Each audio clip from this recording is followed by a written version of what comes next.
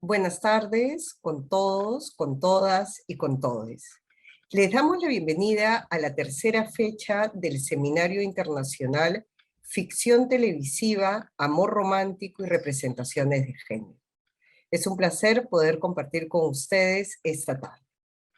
Este evento es organizado por la Cátedra UNESCO de Igualdad de Género en Instituciones de Educación Superior de la Pontificia Universidad Católica del Perú, en coordinación con el Observatorio Audiovisual Peruano, Grupo de Investigación de la PUC.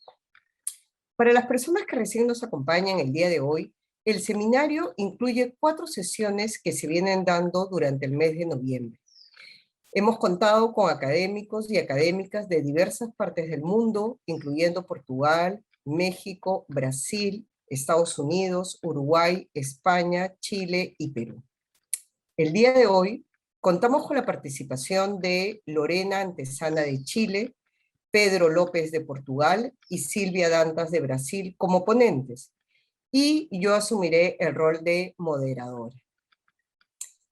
Vamos a tener 20 minutos para las presentaciones. Yo iré dándoles la palabra a cada uno de los ponentes y leyendo una pequeña reseña de su trabajo y su experiencia antes de darles la palabra. Luego de esas presentaciones, y que los 3 ponentes acaben de exponer, pasaremos a la sección de preguntas. Todas las preguntas se pueden escribir a través del chat. Pueden escribirlas en cualquier momento. Nosotras estaremos tomando nota, pero recién leeremos las preguntas cuando hayan finalizado los 3 ponentes su exposición.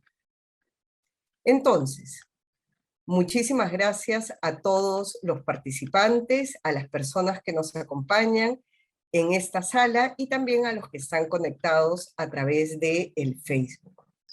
Vamos a comenzar entonces con Lorena Antesana.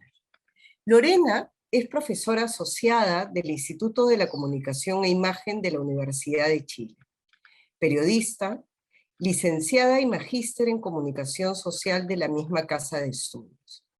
Es doctora en Información y Comunicación de la Universidad Católica de Lovaina, Bélgica, y directora del Núcleo de Investigación en Televisión y Sociedad. Lorena, te damos la bienvenida, es un placer que puedas estar con nosotros y te doy la palabra para que puedas comenzar con tu presentación. Muchas gracias. Muchísimas gracias a ustedes por esta invitación. Voy a compartir entonces mi presentación. Ahí, yo creo que ya se está viendo. Así que la presentación la he titulado de Amores y Crímenes, representaciones de clase y de género en las telenovelas policiales nocturnas chilenas. Y voy a intentar en el análisis que voy a presentarles, relevar precisamente los aspectos que nos convocan, que tienen que ver con el amor romántico, como motor de este tipo de producciones y con algunas temáticas de género. Como introducción voy a hablar un poco sobre las telenovelas nocturnas en Chile porque las que son parte del corpus que voy a trabajar y presentar hoy día son precisamente telenovelas que están programadas en estas franjas horarias que son nocturnas y que por lo tanto responden a un público adulto. Si bien los antecedentes de la telenovela en Chile datan de 1967, cuando tenemos la primera telenovela en el formato televisivo en pantalla, recién el año 81, con la madrastra, se va a iniciar más bien la producción industrial de telenovelas que estaban vinculadas a 2 grandes canales, Televisión Nacional de Chile y el actual Canal 13, que en aquella época era el canal de la Pontificia Universidad Católica de Chile. La madrastra podría ser el primer antecedente de una telenovela además de orden policial, vinculada a la resolución, o sea, con muchos elementos de suspenso, con un crimen a la base, y de allí en adelante se siguieron trabajando algunos otros ejemplos de este formato, pero sobre todo en la década de los 80. Tenemos un salto hasta el 2004, cuando se estrena la primera telenovela nocturna producida en Chile, que va a ser Ídolos. Sí, Ídolos es una telenovela que se caracteriza precisamente por poner en escena situaciones que no se presentaban en otros programas o en otros horarios. Hay mucho trabajo en relación a escenas de sexo, por ejemplo, de violencia, de drogas, y va a ser una de las características de las telenovelas nocturnas. Van además estas telenovelas caracterizarse por un vínculo más cercano con las problemáticas contemporáneas, y por tanto uno podría presumir que allí tendríamos representaciones de género también más contemporáneas, ¿sí? Pero bueno, van a ver que no necesariamente es así. En este periodo, en el periodo 2004-2019, que es el corpus de la investigación con la que trabajamos, podemos ver que es sobre todo el drama el que se desarrolla, salvo lo que hace Canal 13, que va a trabajar con telenovelas en un formato más de comedia, que como Soltera otra vez, que es una telenovela, es una adaptación de una telenovela y que además se ha transmitido en otros países, por eso la comento. TVN, que es el caso que voy a estudiar, se va a caracterizar primero por una gran producción en relación a las demás emisoras de telenovelas nocturnas, donde vamos a encontrar además 14 que responden más bien a un formato de drama. ¿Ya? Y dentro de este formato, las novelas policiales van a ser una de las características que va a explotar en ese horario. Los tres casos con los que vamos a trabajar son Donde está Alicia, El laberinto de Alicia y Alguien te mira. Estas tres telenovelas son del 2007, el 2009 y el 2011, y de alguna manera van poniendo en escena un tipo de formato de construcción narrativa de este tipo de telenovelas que va a desplegarse con mucho éxito. De hecho, después de un tiempo y de varios fracasos de TVN y ahora en una etapa en la que TVN ya no está produciendo telenovelas propias, pero hay una gran fuga de guionistas y directores que se va a un nuevo canal Mega, la actual telenovela que está en pantalla, que es Demente, una nocturna, sigue más o menos estos mismos esquemas. Como les decía, las características de estas telenovelas es que están bastante vinculadas a algunos hechos, sobre todo policiales y delictuales, que están en palestra en los medios de comunicación. Por ejemplo, Alguien te mira está relacionado con el psicópata de alto hospicio. El único psicópata hasta ahora chileno que tenemos, que es responsable de la muerte de 12 jóvenes mujeres en el norte del país, del descuartizamiento del joven Jamposo el 2006, que su cuerpo fue encontrado por partes alrededor de Puente Alto en Santiago. Donde está Elisa también está relacionado con algunos casos bastante mediatizados en los noticieros televisivos, y El laberinto de Alicia también con casos vinculados con el caso Caradima, por ejemplo, que fue muy conocido por acá, y algunos otros casos que estallan en la década del 2010 en adelante en Alemania y luego van a extenderse a lo largo del mundo sobre la responsabilidad de algunos sacerdotes en abusos de menores. ¿Sí? Entonces, estos tres son los casos que vamos a trabajar. Nos preguntamos en estas telenovelas qué representaciones de género nos ofrecen este tipo de relatos policiales, si es que existen continuidades, si es que se evidencian cambios y qué modelos femeninos se están retratando, además de si estos modelos femeninos y esta representación de las mujeres presentan cuestionamientos a los mandatos patriarcales. La metodología desarrollada fue un visionado de estas tres telenovelas, tomando notas acerca de los personajes, tramas, televisualidad en un diario de recepción y un análisis que aborda 4 dimensiones: la estrategia de comunicabilidad, la narratividad, la televisualidad, haciendo una síntesis o una interpretación hermenéutica final. ¿Cuál va a ser el eje de la intriga de estos relatos? Y que en general va a ser una característica de las telenovelas nocturnas en Chile. Primero, como ya se los había adelantado, son relatos contemporáneos, urbanos y además centrados en la clase alta. En otros horarios podemos ver un abanico mayor de representación de clases sociales. Las nocturnas en general se caracterizan por estar dirigidas y además donde vemos la representación de esta clase en específico. En estas tres telenovelas, y bueno, en muchas más de estas nocturnas, el eje de la intriga es de naturaleza policial, es decir, parte de un hecho delictual, y este se desencadena en el primer capítulo. Es el segundo capítulo el que da inicio al inicio de la investigación policial. Nosotros en esta ya conocemos al investigador o investigadora que va a estar a cargo de la investigación y conocemos a los protagonistas y cualquiera de ellos puede ser sospechoso. Además, estos protagonistas están implicados de alguna manera en el hecho delictual, por lo tanto, también hacen sus propias averiguaciones.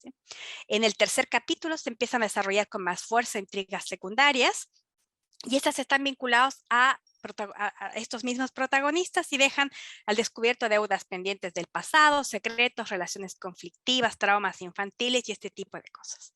Centrémonos en las características de los personajes. Tenemos la protagonista madre, ¿sí?, que en general está vinculada a las víctimas, tienen una relación concreta. De hecho, en estas tres telenovelas es la misma actriz la que protagoniza a este tipo de arquetipo puesto en escena en esta construcción. El antagonista o villano en general tiene una relación bastante cercana con la protagonista madre. Es una relación afectiva, a veces explícita, o es el novio o el ex esposo, o es un pretendiente, pero que va a ser parte del triángulo amoroso que se va a desarrollar durante toda la telenovela. La madre en general es una madre o protagonista bastante ingenua, que confía y que aparece además como una persona que necesita protección, apoyo, sobre todo de algún hombre, sea a nivel sentimental o a nivel de profesional. ¿Sí? Por ejemplo, en el caso de Alicia, que Alicia es una psicóloga de un colegio que ya ha investigado por su propia cuenta temáticas de abuso infantil, pero que tiene un mentor al que ella va a ver cada cierto tiempo. El antagonista villano tiene además una serie de traumas infantiles, entonces establece una relación como bipolar con la protagonista y el resto. Tenemos el detective o héroe que, salvo en el caso de alguien que te mira que al principio es una mujer, pero que después es víctima incluso del propio asesino en serie que se está buscando, después va a ser reemplazada por un hombre, que también en general se involucran con alguno de los protagonistas o antagonistas.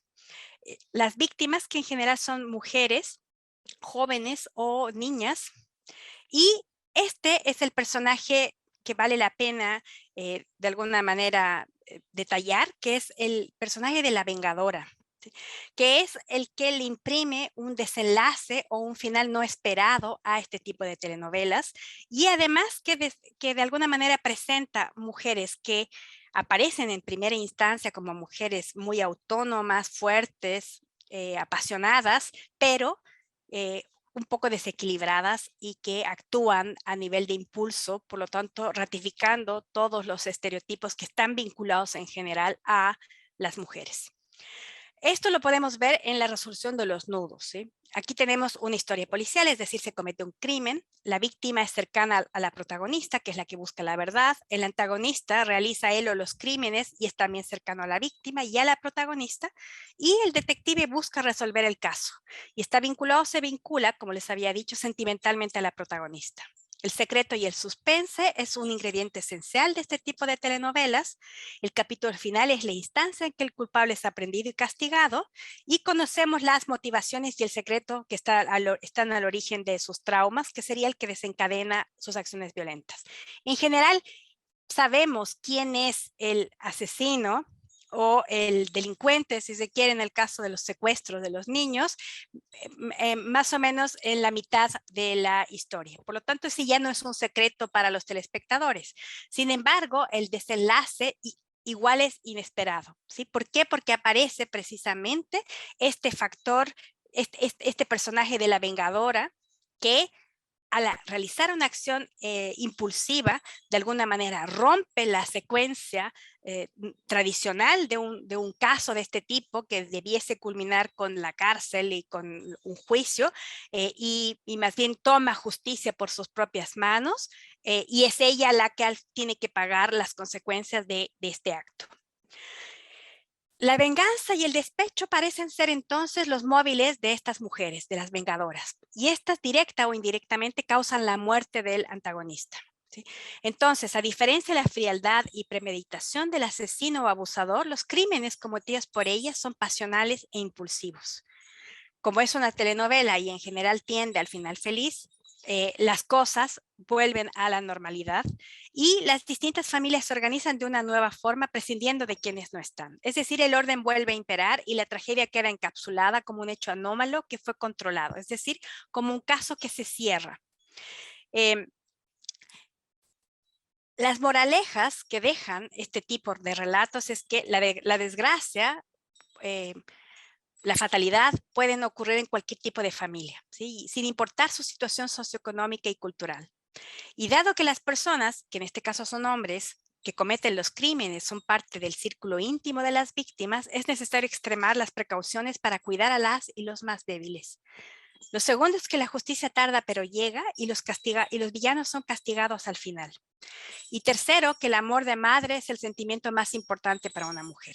Nuestras protagonistas madres, en general, en algún momento del desarrollo de la trama, rompen con sus lazos tradicionales y con su casa incluso con sus relaciones, se rompen de alguna manera sus relaciones de pareja formales y tradicionales, tienen algún tipo de desliz, vínculo con estos detectives, pero al final de la historia vuelven al redil, es decir, vuelven a ser madres y ser dueñas de casa y vuelven a reordenar su vida en función de la lógica establecida.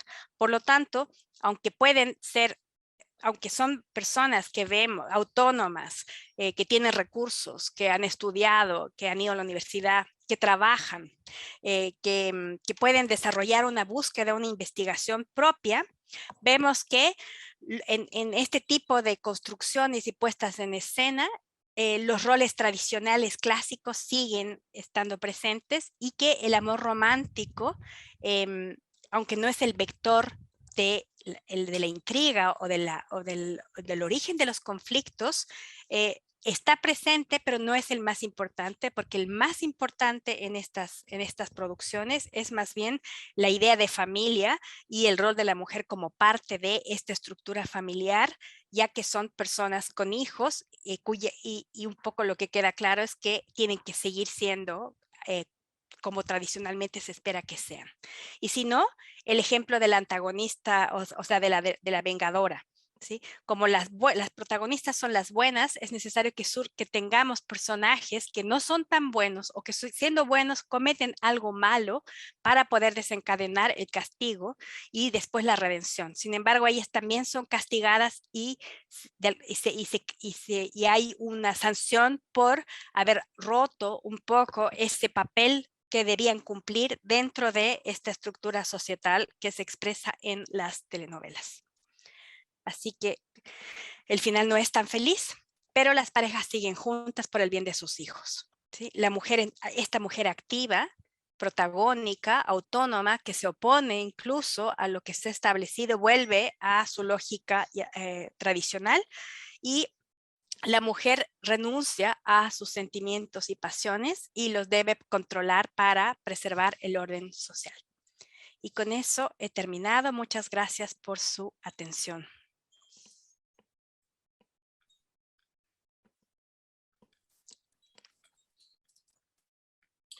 Muchas gracias, Lorena, por tu presentación. Reiteramos que pueden ir poniendo sus preguntas a través del chat, las cuales van a ser leídas y conversadas con los ponentes luego de las 3 presentaciones. Creo que vamos a tener muchísimos puntos para seguir conversando y discutiendo luego de las presentaciones. Muchas gracias, Lorena. Y pasamos ahora entonces a presentar a Pedro López y su equipo de trabajo. En este caso, nada, agradecemos que nos puedan acompañar el día de hoy y paso a leer entonces algunos elementos sobre su experiencia y trabajo previo. Pedro Lopez is graduated in history from the School of Art and Humanities in the University of Lisbon.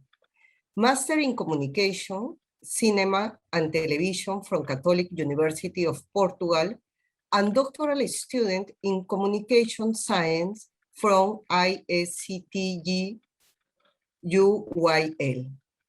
He started as a screenwriter at Endemol and later passed by MVP, now Plural. Since 2007, he has been director of content at the production company SP Televisão and concurrently lectured in the School of Communication and Media Studies and Católica University of Portugal in Lisbon. He is also vice coordinator of the Portuguese team of the Ibero-American Observatory of Television Fiction, OBITEL. He has written for film and television and is the author to over 20 titles among shorts, feature films, telenovelas, miniseries, and series. His work featured in the main international festivals.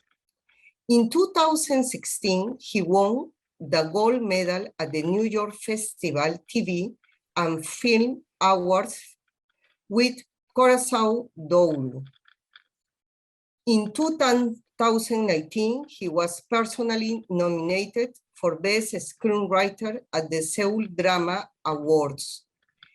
In the same year, he co-authored the Portuguese-Spanish series Auga Seca, which was aired on RTP, TVJ, and HBO. This series was greenlit for a second season as an HBO original. In 2020, Netflix announced Gloria. This is the first Portuguese original series created and written by Pedro Lopez. The main areas of research have been screenwriting, film and television fiction, melodrama and fiction, history and memory. El día de hoy, él presentará su trabajo con su equipo. Las personas que han colaborado con él son Miguel Rico, graduated in Multimedia Communication in the Institute Polytechnic of Guarda, master student in Audiovisual and Multimedia from School of Communication and Media Studies in Lisbon. Mariana Vicente, she is graduated in Comparative Literature from the University of Lisbon, master in Communication, Cinema and Television from Catholic University of Portugal. And Sara Cardoso, she is graduated in Communication Science in the Autonomous University of Lisbon and is currently a master study in Audiovisual and Multimedia and the Social Communication School. Agradecemos a Pedro y a su equipo por acompañarnos esta tarde y le damos la palabra. Bienvenido. Thank you so much, Tizania. I would like to begin by thanking Cátedra UNESCO for Equality of Gender and Peruvian and Audiovisual Observatory, in particular Juliana Ancha. I also want to greet the other speakers and the people who are watching us. I worked on this project with a team of young researchers who were my students at the master's degree, and we had as an object of study the series Why Women Kill, as well as the American society of the last 60 years. Mariana, ¿puedes compartir pantalla, por favor? Fiction as a way of looking at the past and the future, the series Why Women Kill, and the contemporary vision of romantic relationships. So, Why Women Kill is a dramatic comedy written by Mark Sherry, which presents a stratigraphy of American society of the last 16 years and the role women play within the family and social. Through the story of three women in three different eras, Beth Ann in 1963, Simone Groove in 1984, and Taylor Harding in 2019. Let's see the trailer.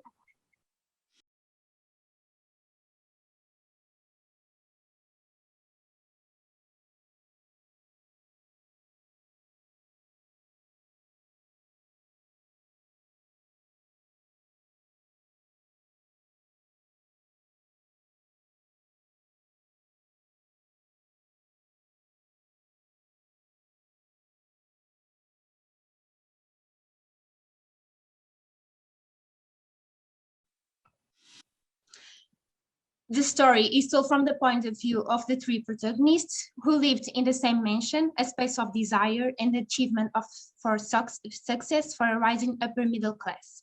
The rising socioeconomic context of these couples coincides with a troubled period in their love lives influenced by the social and political context of the time they represent. The themes of love and betrayal developed are universal, although the context is deeply American. The structure of the episodes has parallel plots, according to three different temporalities in the same domestic space, and the light and comic tone imbued by an eccentric fantasy that characterized the characters in the different eras in a stereotypical way without becoming hostage to a characterization that has no room for personalization. In 1963, Beth Ann discovers that her husband, to whom she devotes all her time, is cheating on her, and without confronting him, she approaches the mistress to keep her away from her husband. However, both women end up creating a bond of friendship. In 1984, Simon Groove discovers that her witty husband, with whom she has a perfectly symbiotic relationship, is gay, but she maintains the relationship so as not to lose her social status. However, while struggling to maintain a facade marriage with her community, she becomes involved with her best friend's 18-year-old son. In 2019, Taylor, a confident and emancipated woman, African-American lawyer, breaks the rules of the open marriage agreement with her husband, Eli, by taking home one of her partners, which will have unpredictable consequences in the couple's life. Despite the well-defined goal of being a work of entertainment, this series becomes a particularly interesting document in its historical and critical reading of women, society, and the institution of marriage. In nowadays fiction, characters tend to reflect a particular political positioning. In the case of Why Women Kill, the author does so without compromising the narrative. Sherry manages to unfold interesting parallels with the present day without neglecting the historical and mental context of each era. The #MeToo movement was a major drive of the mediatization of the feminist message, constituting itself as a part of a generational political discourse. Mark Sherry was able to interpret the new social causes while not failing to represent the old ones. Organized women's movements emerged in the late 19th century in the period of the post-industrial revolution as a landmark restructuring of Western society. The suffragist movement, for example, led by Emmeline Pankhurst, defended the right to vote as also legal and political equality. Over the decades, the discourse progressed to other achievements. From the 60s on, in the 20th century, the sexual freedom of women reflected in the new contraceptive methods and a resignification of sex as a pleasure and not only as a means of reproduction, which constitutes progress in gender equality and women emancipation. In Why Women Kill, Beth Ann recognized herself as a housewife, and despite her efforts to fulfill expectations, it soon becomes evident that her calm and smiling appearance is a social mask that hides other concerns. Sorry. And to talk about the female conditions in the 60s, the period in which Beth Ann Stanton's story takes place, we need to go back in time for a better understanding of the phenomenon reinforced male and female roles in American society. The United States of America lived 20 years of stagnation motivated by the Great Depression following the stock market crash, and then a world conflict. With the end of World War II, the country entered a new economic moment of growth and the creation of a true consumer society, but also political and social, with the beginning of a Cold War with the Soviet Union, which advocated different conceptions of the world and were mirrored in all social dimensions. The fear of the other in a fractured world created the need for a greater social control. The American model, although democratic, was conservative with regards to civil rights. It was a society built for the exercise of the power of the white man, subtly represented in the series by Beth Ann husband, Rob Stanton, an aerospace engineer.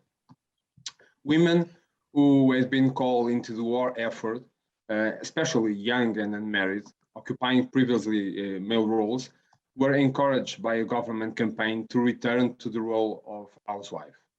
And the lack of economic power once again placed them in a situation of obedience, but above all, the personalization, which led more and more women to ask the question, who am I?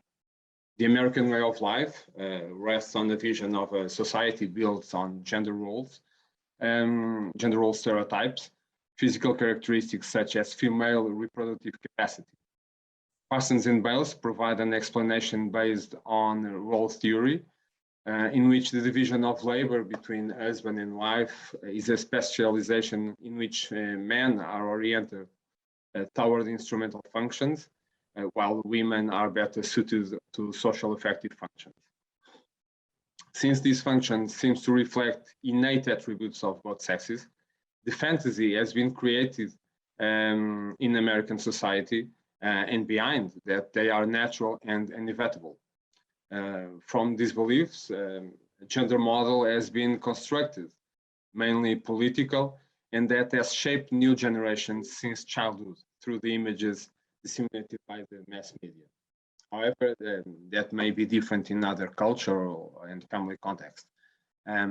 Alice Hill would approach the issue through the new prism of expectations, which places boys and girls from an early age as having to behave in a certain way. Will condition them in the future and perpetuate their social roles. In this way, gender roles are based on the different expectations that individuals, groups, and societies have for a given individual due to his or biological characteristics. And the Home Economics High School textbook, it's a book that was used in schools in the mid-50s in home economic classes for girls, stated, have dinner ready, prepare yourself, prepare the children, minimize all noise, be happy to see him, make the evening easy. But was this feminine ideal, a seemingly perfect life that was sold in schools, magazines, advertising, and television enough for these women? Certainly not. The over-glorification of marriage and family life caused an even bigger gap in women who felt frustrated with their life. In her isolationism, she believed she had failed her mission, and all this was corroborated by the women's magazines that had educated her for a specific career, being a woman. And as a woman, her education served the main goal of getting a husband. Perfection and happiness were an imposed ideology that the personalized off of the society that shackled her to a gender stereotype. Most young women believe these principles constituted the teleological theory of happiness, so they start marrying earlier.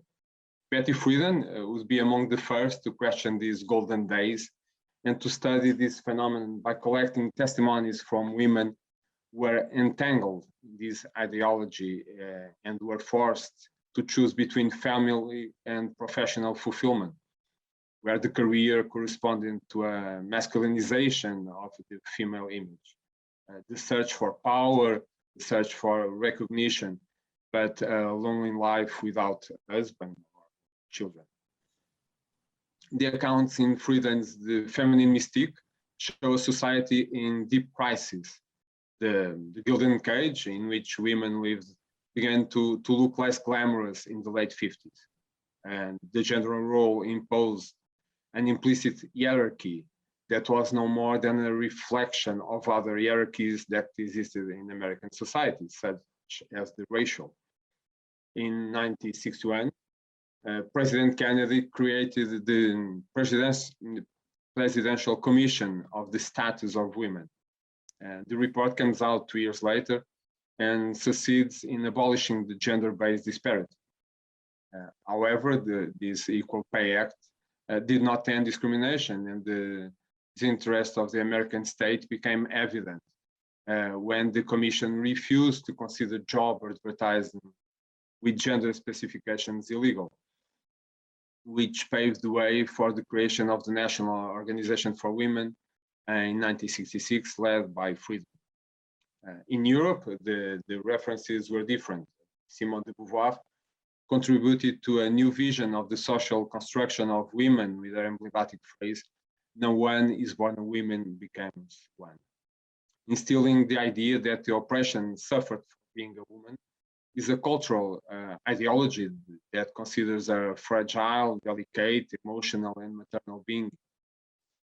Mark Cherry places the character of Beth Ann as a credible portrait of the housewife who builds a relationship with her husband, mistress, a woman who wants to feel free and not depend on a man, but at the same time desires a family, the ultimate and established goal for the late 60s, the feminist movement openly raised its voice and made a serious effort to break down the wall that prevented equality between sexes, knowing that female freedom and identity had to begin with economic independence.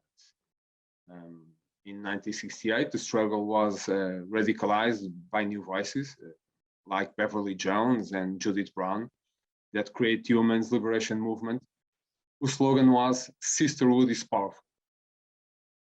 And this new attitude has to be understood in this historical context of the civil rights struggle after the death of Malcolm X or Martin Luther King Jr. and the entry of the United States in the Vietnam conflict. For this movement, there is an almost exact parallel between the role of women and the role of Black people in this society. Together, they constitute the great maintenance force sustained the white American male. Sada? Mariana, can you go? Yeah, thanks. So if the 60s were an awakening time for America as a country, as they engaged in struggles as women's rights, Black civil rights, and Vietnam War, the 70s was kind of the rise and fall of a minority-oriented social consciousness. So what we have here is a face-to-face between this revolutionary essence that we talked previously, and these conservative wings that now wonder what will become of traditional American values. Bear in mind that at this time, capitalism is also reaching its points based on a series of political measures aimed at favoring the middle and upper classes. In this way, the generation that had previously given voice and been so vocal about inequalities is now part of this audacious consumer society. It's in this context that is full of abundance, economic abundance, and the newly acquired female freedom that the series finds its starting point for the plot of the 80s. So we are presented to Simone Grove. She's an Asian American whose third marriage brings her an ostentatious lifestyle and ability to fit into a community that represents the values of an old American way of living. And she is very different from Beth Ann. She has a broad perspective of herself. She has no maternal or matrimonial traits whatsoever. So her social life is the center of her world. And this is very interesting because it mirrors the precedent that feminism set between the 50s, late 60s, and the 80s. Yet also reflects how the more conservative wings that were so committed to building a capitalistic society were able to channel this change. So according to Bell Hooks that you can see here, to look at this gap is to see that the capitalistic manipulation of the feminist movement is only available because capitalism is an economic model capable of conforming. So although the woman is now a much better fitted piece in this wide capitalistic world, there's still concessions in the 80s that are still difficult to make, namely regarding the dynamics of and between genders. So we are presented to a very conventional relationship, and what we have here is a conventional betraying of the husband, but it unveils and allows us for new perspectives of love, marriage, and sexuality. Everything that led this couple together was very conventional, and everything that led them apart was unconventional at the time. So Simone finds out Carl is cheating on her. Not only is he cheating on her, is doing it with other men. So it's a way she's very concerned what will become of me, my society, because she lives in Beverly Hills. She's a socialite. And it's funny because I think here they reflect how marriage was pure pressure at the time. So I have, again, bell hooks here saying male supremacist ideology encourages women to believe that they have no value unless they join men. So when Simone discovers Carl's cheating, a part of her rage relies on the unknown. And this is where Carl suggests an open marriage. And it's really clever because Marc Cherry is here paving the way on a new way and new ways of approaching relationships. In this case, Simone's conventional world falls apart because of her husband, but not only herself, her journey through her sexual freedom. So she finds love again with her 18 years old son. Is not her son, best friend's son, I'm sorry. So her acceptance of the relationship with Timmy is a way of breaking free. And it's actually kind of clever because when Carl suggests this way of open relationships, they used to be in love, but when they kind of go separate ways in their own sexual lives, they actually fell more in love with each other. And that's very curious. So the series demonstrates the achievements made towards social equality, which has led women to conform less and less with traditional gender roles, allowing themselves to explore new shapes and forms of love. However, it's still highlighting the prejudice that is still ongoing on society. Miguel? Thank you, Sarah. This takes us to the third timeline of Why Women Kill, which takes place in the year 2019. In this timeline, gender roles are reversed because not only do the protagonists assume an open relationship, they also create kind of a reversed mirror, let's put it this way, in relation to the 1960s timeline.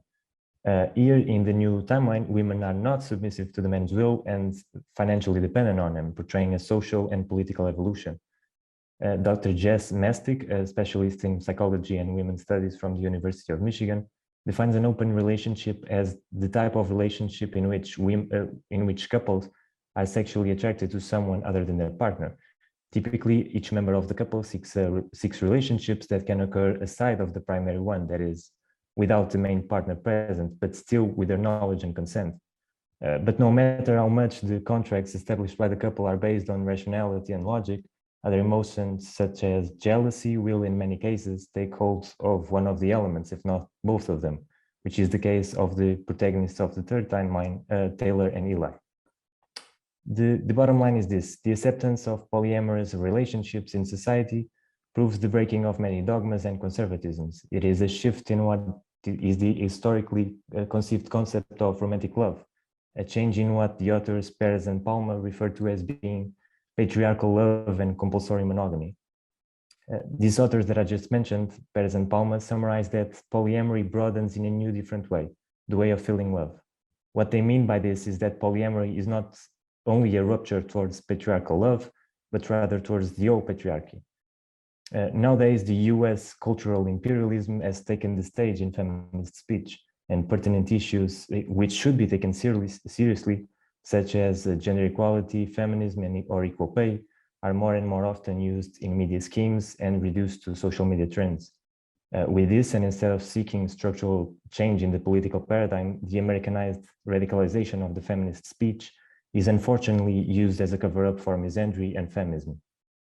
On the opposite side, conservative and nationalistic rhetoric has also spread. Dangerous authoritarian political ideology has won the millions of votes of people. We've seen it in Brazil and the US, and we're starting to see it in Europe. This phenomenon has led to the rise of more radical political fronts, which then led to the rising wave of protests, fighting this authoritarian speech and advocating for women's rights and gender equality. Me Too and Time's Up movement that Mariana referred before were movements that went viral on social networks and that amplified the voices of women survivors of sexual abuse and other forms of violence. A good thing is that there were many supporters who encouraged the reporting of aggressors. However, in Europe, other voices have emerged in reaction to what they consider to be a disproportionate witch hunt. In France, Catherine Deneuve was the face of a women's movement that refused to victimize and infantilize itself, just as it refuses to reduce all heterosexual men to potential predators. The philosopher Berenice Levet has been an active voice in refusing to participate in this type of sorority and refuses to turn the issue into a simple us versus them. As Bell Hooks points out, the sexual assault on women that incited the Me Too and Time's Up movements was mostly due to a problem of power and not just gender, and she considers this to be the main obstacle to gender equality. One of the most important issues in this matter is also that not all women have the same voice as a certain celebrity elite does, and as such, the consequences of sharing their stories will not have the same impact and resolution. The creator of the show, Mark Sherry, a North American homosexual born in the 1960s, shows his voice assuming himself as a supporter of the Me Too movement, and inspired by this, has created 3 strong and different female protagonists. Beth Ann's and Simone's position as betrayed women could easily be seen as a victim, but neither one represents themselves as such. In the 2019 plot, it is the woman, Taylor, who financially supports the couple and breaks the agreement that sustains the open marriage they were in. In this way, Mark Sherry shows himself to be equidistant from all these new movements, even though he has a personal view and stand on gender issues. In Desperate Housewives, he created characters representing the various social constructs of the middle-class women, while in Devious Maids, he explored minorities in all their aspects.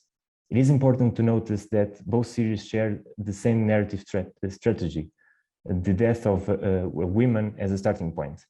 But only in Why Women Kill do the victims die because of choices of other women who refuse to assume they are victims themselves. In our view, it is a way for the author to build narratives different from what we used to see in contemporary society, as he paints a story that doesn't unleash a culture of cancellation that undermines a multitude of opinions and democracy, yet is still able to empower women and deconstruct traditional gender roles.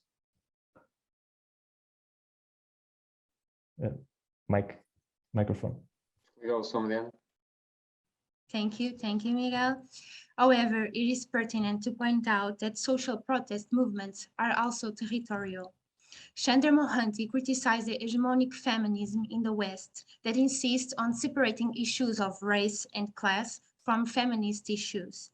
For the author, it is impossible to view the feminine condition as universal, since the narratives that support the singularity of each woman are substantially different depending on their cultural, social, economic, and historical baggage.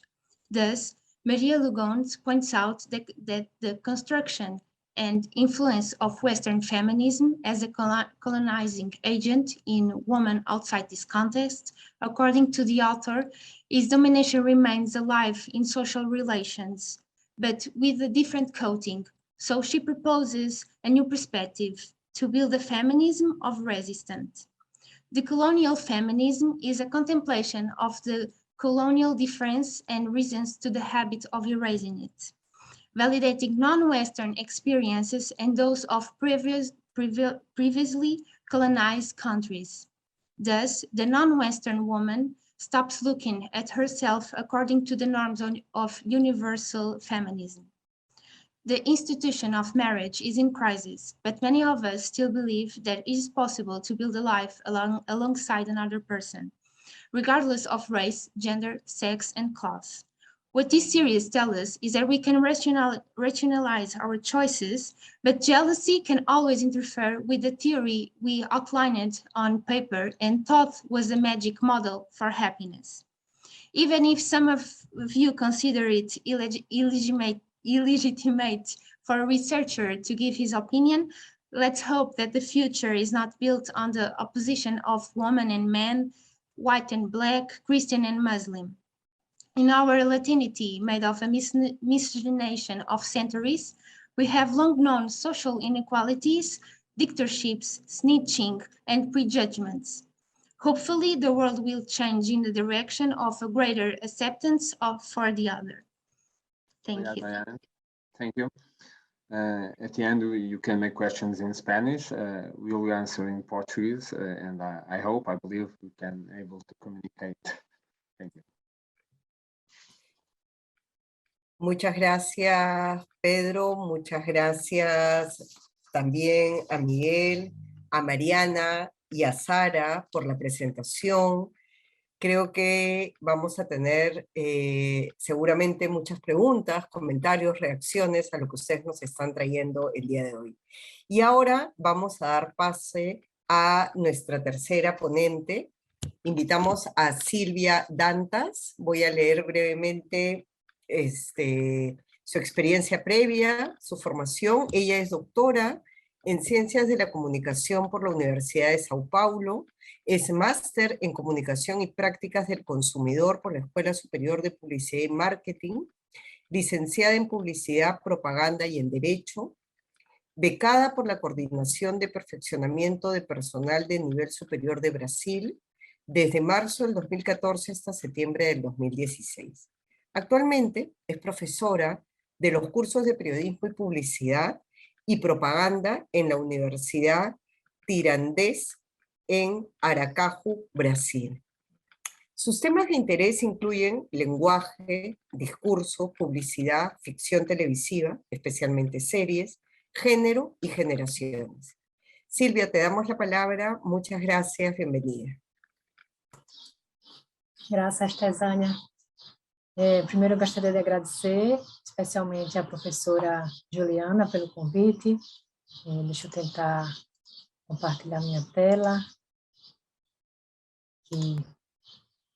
Eu aviso que eu vou apresentar em português, mas eu procurei colocar as informações no PowerPoint também em espanhol para facilitar a compreensão. E eu trouxe 3 pequenos trechos dos vídeos, né, da série que eu analiso, e eu procurei também fazer a legenda. Peço desculpas por eventuais erros aí na tradução, mas foi na tentativa de fazer mais fácil de compreender, ok? Então, o título da minha apresentação é O Amor Não Tem Idade, a temática amorosa nas gerações femininas das séries Três Teresas. Então, o ponto de partida é exatamente a minha tese de doutorado, né, que se chamou Gerações Femininas em Reconstrução, o discurso da série televisiva Três Teresas. Essa tese foi defendida em 2018 na Universidade de São Paulo. Está disponível online, eu trago o link no artigo. E eu busquei identificar o significado sobre gênero e gerações. Meu interesse de pesquisa sempre foi estudar as questões de gênero. No mestrado, estudei mais ligado à publicidade, e no doutorado, estudei mais ligado à ficção televisiva, né?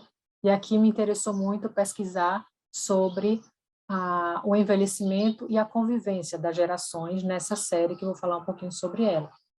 Então, eu parto da absoluta relevância da comunicação na contemporaneidade, buscando entender um pouco essa relação que se dá entre o que a gente vê na televisão e o que está se passando no contexto sociocultural, né? Então, como o envelhecimento é retratado e, ao mesmo tempo, como as pessoas veem aquele envelhecimento sendo retratado, né? Então, sempre esse movimento entre o que se vê e o que está acontecendo na nossa realidade. Isso sempre me captou muito o olhar, me inquietou, né?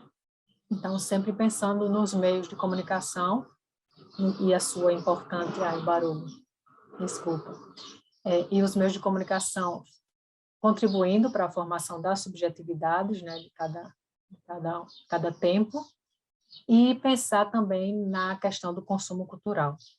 Nesse momento, eu também destaco, na parte teórica, o grande interesse das séries. E aí eu trago alguns autores que vão destacando o grande crescimento do interesse das séries, como, por exemplo, Alberto Garcia, né, que vai percebendo como, de repente, as séries elas se tornam muito mais importantes para a academia, vão conquistando espaço nos estudos acadêmicos, como a gente tem visto aqui nesse seminário também. Eskenazi, né, na França, que ele fala da telefilia serial. Jost, também na França, que se refere a uma serifilia, que vem também se somar à cinefilia, que a gente já está mais acostumado. E aqui no Brasil, eu destaco 2 autores, especificamente Marcel Vieira, que fala que a gente vive em uma cultura das séries, ao passo que Elizabeth Duarte diz que não, que a gente tem que ter um pouco mais de cuidado, porque a telenovela ainda é muito mais tradicional no Brasil, como em toda a América Latina, né? Então, partindo disso, eu chego à série Três Terezas, que foi exibida em 2013 e 2014.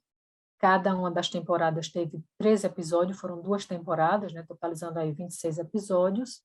Ela foi exibida no canal a cabo GNT, que faz parte da rede Globosat, né, a grande rede Globo, e continua disponível no streaming da emissora para os assinantes, e ela foi dirigida por Luiz Vilaça, e teve como os roteiristas, né, os guionistas, Leonardo Moreira e Rafael Gomes. E qual é a grande questão dessa série? Dizendo muito resumidamente, a Teresa do meio, ela tem 40 anos, né, que são filha, mãe e avó, são as 3 Teresas de uma mesma família.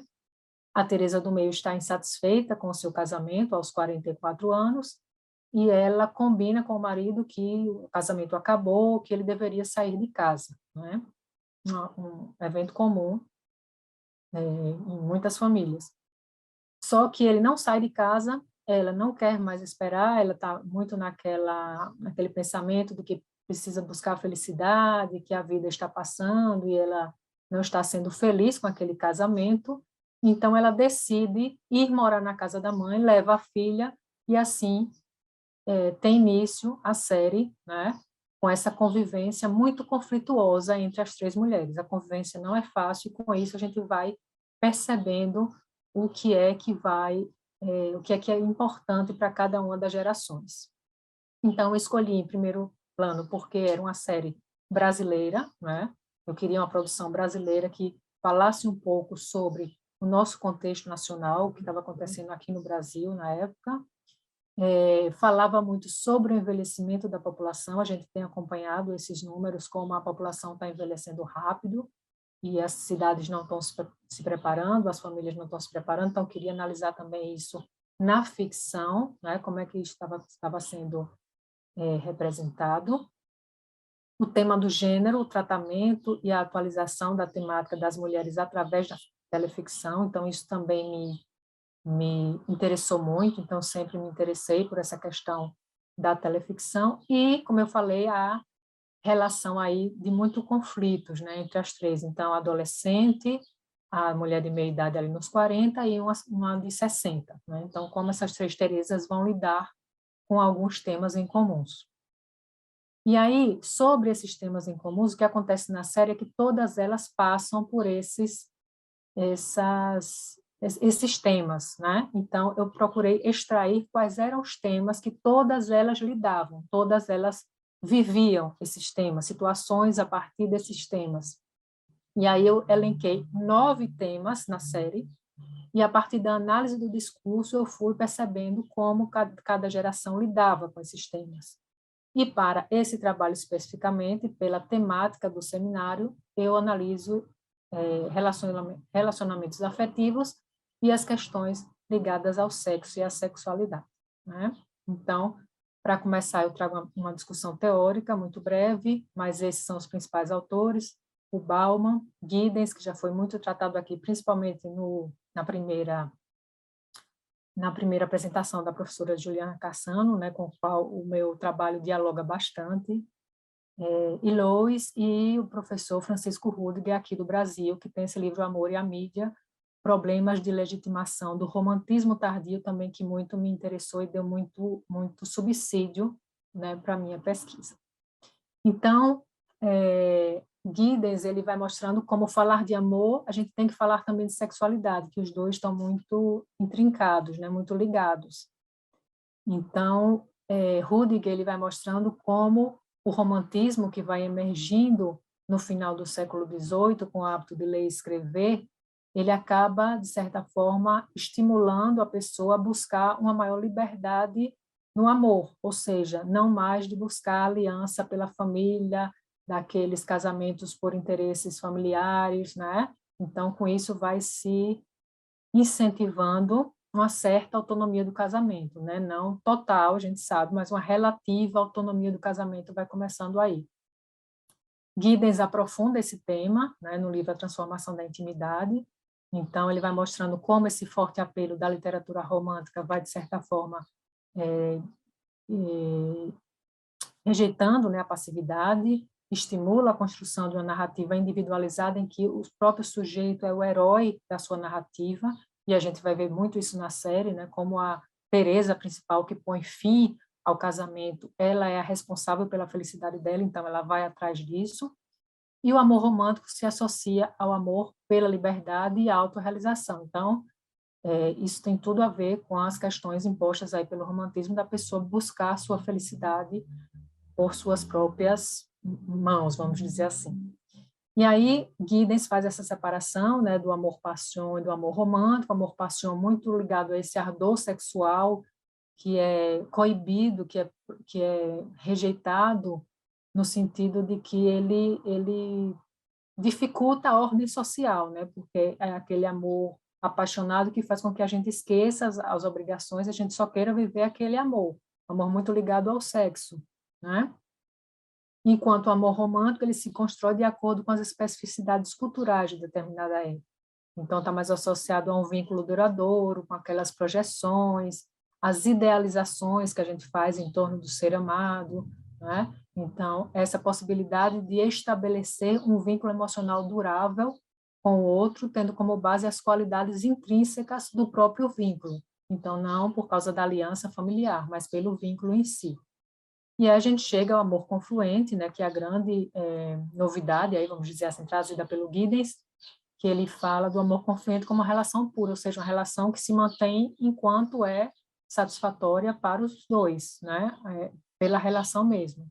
Isso está ligado à sexualidade plástica, ou seja, a sexualidade descolada da obrigação de procriar, de gerar filhos. Então, o amor confluente é um tipo de relação pura baseada na intimidade, na reciprocidade, no prazer sexual. Então, é muito comum a negociação da sexualidade, que a gente vai ver muito nessa série. Então, se negocia se é um relacionamento aberto, se não é, se os outros podem ter outros namorados e por aí vai, né? Então, o aspecto erótico surge como grande importância aí. Uma questão também faz importante ressaltar aqui é que há uma grande discussão teórica sobre se o amor confluente vai substituir o amor romântico. O amor romântico está ficando meio de lado, né? E a partir de todas as discussões, a gente traz um pouco Lois, Bauman, o próprio Rudiger e Giddens, eu aprofundo mais isso no artigo, a gente considera que não, que na verdade não se trata de uma substituição, mas de uma coexistência. O amor romântico ele continua sendo muito alimentado pela cultura de massa, pelas ficções. Claro que nas ficções a gente vê muito mais agora o amor confluente, esses vínculos mais soltos, né? E Lois fala, inclusive, da prática cultural do amor romântico, mas a gente não pode considerar que haja uma substituição, e sim uma coexistência. E Três Terezas vai muito nesse sentido. O que é que a série mostra para a gente? Vou dar uma aceleradinha, que eu já estou aqui com 12 minutos. Então, a gente procurou perceber, como eu falei, a partir da análise do discurso. Então, olhando para a linguagem, para a construção do discurso, a linguagem em movimento, como é que as três Terezas, elas vão se construindo na série. Para isso, eu fiz a transcrição de todos os episódios, né, de 26 episódios, procurando perceber o ethos discursivo, ou seja, como ela se constrói por traços de caráter e de corporalidade, né? Então, como isso vai se somando à enunciação para trazer mais credibilidade, para convencer mais o espectador e formar mais as personagens. Então, foi o tom. Vamos ver aqui a primeira cena.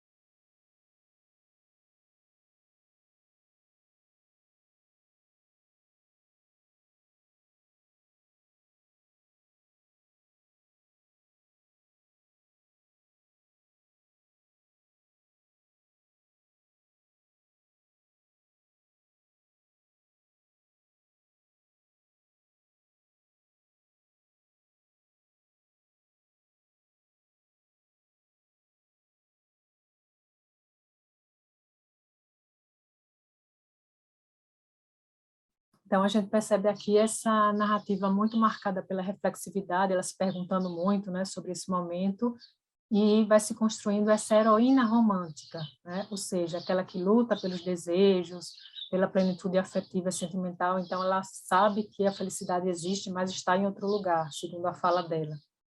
Então, os relacionamentos da Teresa, essa do meio, né, que podemos considerar aí como se fosse a principal em que as outras vão gravitando, os relacionamentos transitam entre o amor passion, o amor romântico e a relação confluente. A gente não tem uma preponderância, né? Então, a cada relacionamento a gente vê aí essa coexistência, vários tipos de amor vão aparecendo. Então, com o ex-marido, que acaba tendo muitas voltas, ela termina, depois volta, tem uma relação meio nostálgica, lembrando do passado com uma certa saudade. Então, ela tem um amor romântico, né? Eles sempre estão se ajudando, sempre estão muito perto. Na verdade, é o chefe ali, né? Chefe, não é o patrão. Tem um amor paixão, uma coisa mais sexual. Com Arthur, que é um novo namorado, né? Um novo, é o amor confluente ou romântico. Então, há uma mistura mesmo, né? São vários tipos aí de tipos de relacionamento que a gente pode considerar para ir formando esse ethos romântico reflexivo que a gente vê na Teresa.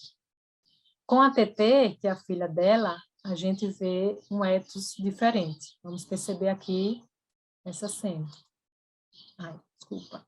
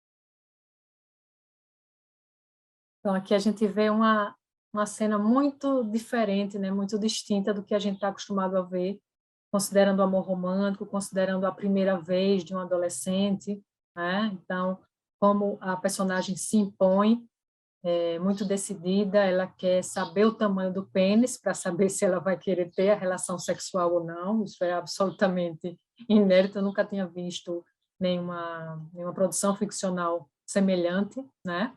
Então, sempre a gente tem visto climas de romance, o homem muito sedutor, não é o que aparece aqui. Então, as resoluções surgem de forma muito natural, objetiva, com esse tom muito impositivo dela, né, mandando nele, né, larga o videogame, vem para cá, pega a camisinha, então tudo muito imperativo, né? Com Lucas, que é esse aí o primeiro namorado, é um amor confluente, parecendo-se com a amizade. Ela tende a tentar um namoro aberto, tenta impor as condições do acordo de uma forma um tanto autoritária, o que é um tanto incoerente, né, se a gente pensar que um acordo requer as duas vontades. E depois ela se envolve com um casal de amigos, faz outros tipos de relacionamentos, enfim, ela vai se mostrando com um ethos muito mais empoderado e curioso, né? Bem diferente, por exemplo, da mãe, que apesar de ter vários tipos de relacionamento, se mostra um pouco mais tradicional no que diz respeito às experiências, né? Então, esse é o perfil da TT. E, por fim, a gente tem o perfil da Terezinha, que é a avó, que é uma viúva, né? Então, ela passa por 3 momentos aí, ela passa um grande tempo casada com o pai da Teresa, que isso não aparece na série, a gente pega pela enunciação e pelas memórias. Depois ela passa muito tempo sem ninguém, porque ela se apaixona por algumas pessoas que não correspondem, e, por fim, ela arranja um namorado que vai se encontrar agora. Vamos ver essa cena.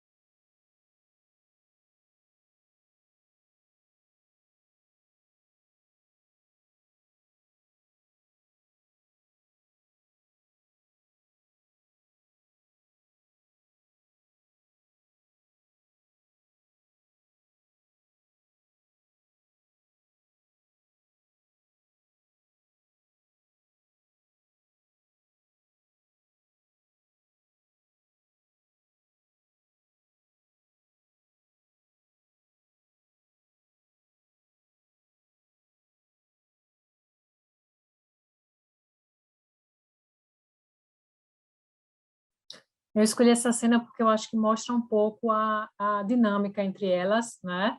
Então, muito conturbada, assim, como elas vão se atropelando, né? Terezinha, por isso que eu denomino romântica rebelde, porque, de fato, ela é uma mulher de 60 anos que não parece ter 60 anos quando se considera as figuras tradicionais de avós, que a gente, em geral, estava acostumado a ver, né, na teleficção, que começa a mudar, felizmente. Então, como eu falei, a gente vê 3 fases aqui de Terezinha: o casamento, o vínculo duradouro que termina com a morte do marido, né? Depois essa fase de viuvez, e uma nova relação com o Valtécio, que é esse que ela vai tomar café, e que ela se mostra muito cheia de idealizações. Então, ela quer mostrar que ela come pouco, ela não quer dizer que ela bebe conhaque de manhã, né? Então, ela vai escondendo os defeitos nessa tentativa aí de construir uma relação idealizada, né? Mesmo já depois dos 60 anos e com todos os sonhos românticos e querendo viver feliz para sempre. Então, a gente percebe aí que o amor romântico predomina. E também é importante destacar a expansão temporal da sexualidade, né? Então, Há uma cena, inclusive, que eles têm a primeira noite, né, de amor e tal, e que é construída com muita doçura, muita leveza mesmo, né, mostrando as novas possibilidades aí para esse público mais idoso. Então, finalizando, eu queria só trazer essas considerações, que esses níveis e combinações dos modelos, né, estão muito presentes na série, a gente vê aí como de verdade acontece, né, na realidade social. Então, o confluente romântico, o TT tende mais para o confluente, a Teresa se aproxima mais do romântico, e a Terezinha, né, a mais velha, também vai para o romântico, mas nenhum se dá de forma absoluta, tem sempre nuances, por isso que eu falo da coexistência, o amor romântico continua muito forte, né? E os encontros e desencontros nas relações surgem a qualquer idade, né? Na vida e na ficção. E aí, para encerrar, eu trago só essa citaçãozinha da própria série, que é um trecho lá de um diálogo, que TT está reclamando exatamente das dificuldades do namoro, né, com um personagem mais velho. Ela diz: na minha idade, namorar é muito complicado. E Nelson, de 70 anos, que também está com os problemas lá no namoro dele, responde: em qualquer idade é, minha filha, né? Então, é isso que eu queria deixar para vocês. Aqui estão as referências. Eu gostaria de informar que eu vou enviar o artigo em espanhol, já está sendo traduzido. Muito obrigada e aguardo aí as questões. Obrigada. Muchas gracias, Silvia, por la presentación, por lo que nos acabas de compartir.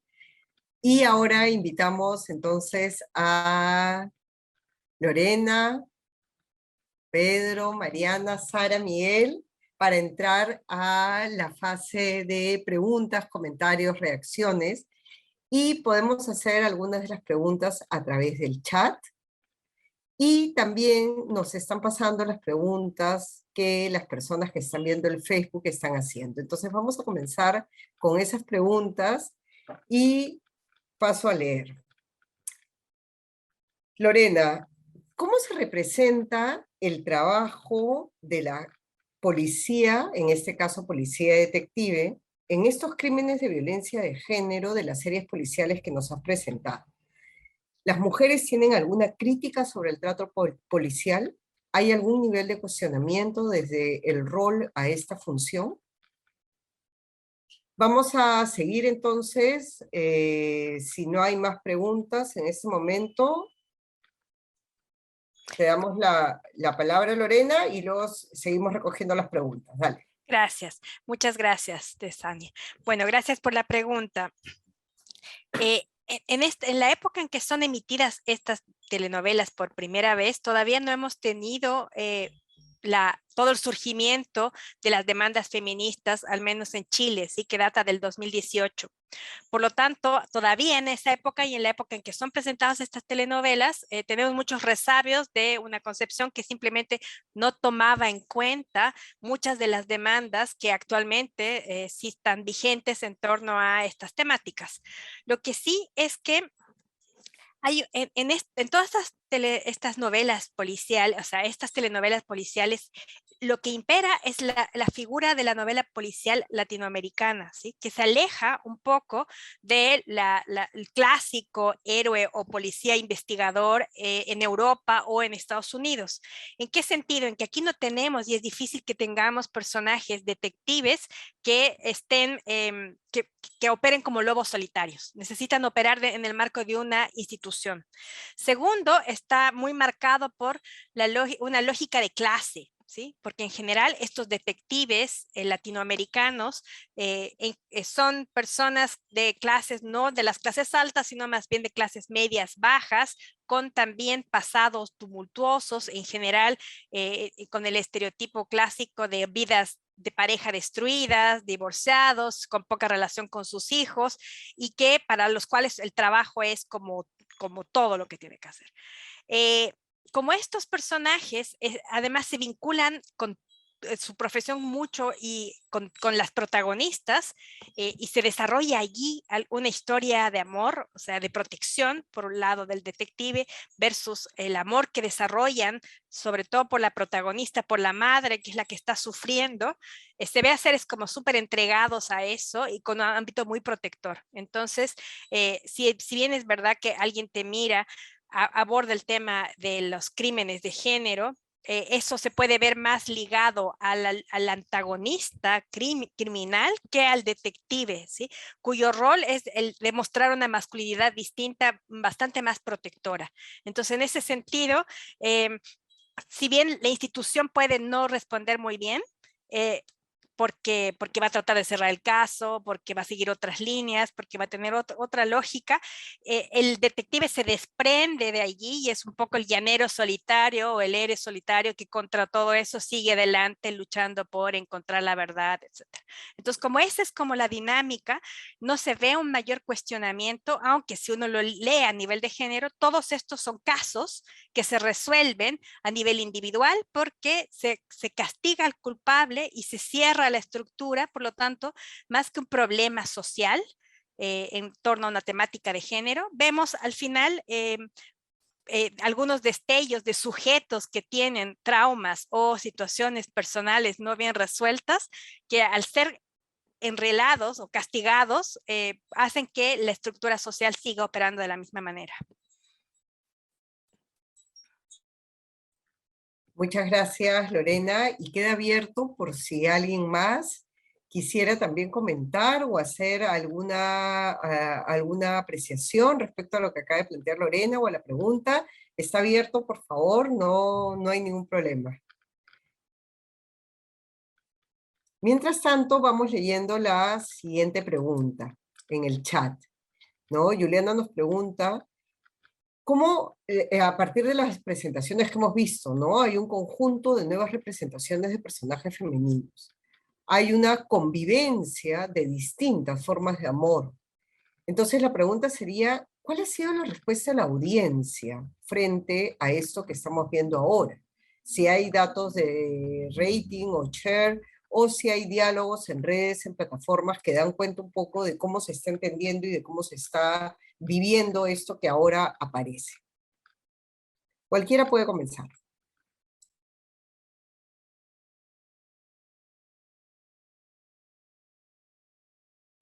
Posso falar?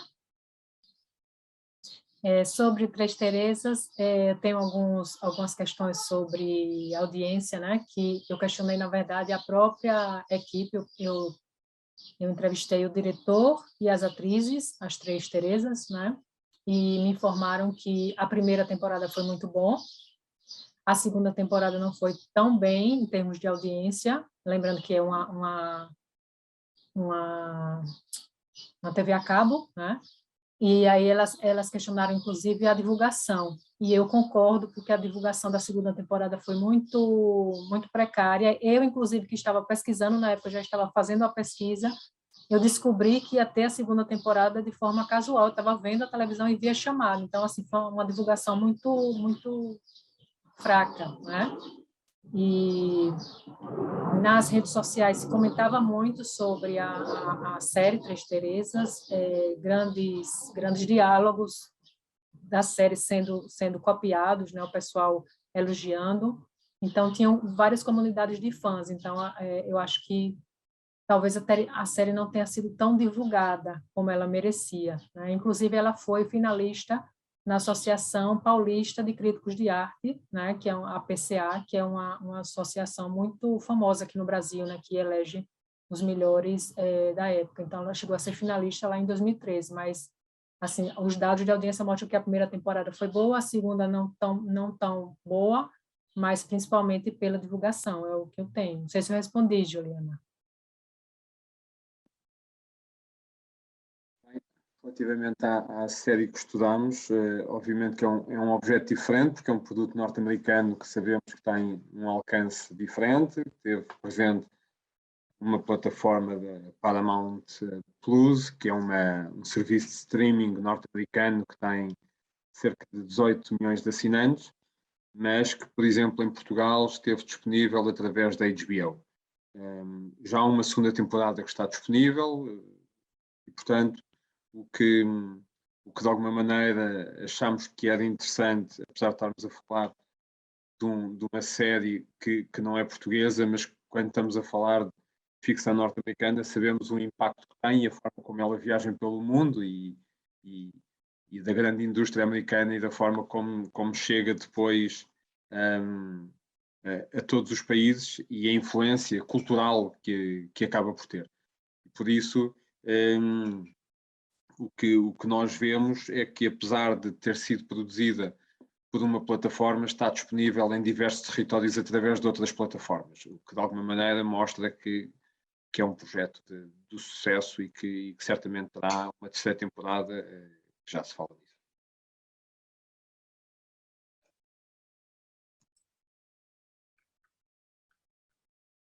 No sé si alguien más quisiera comentar acerca de lo que se acaba de señalar.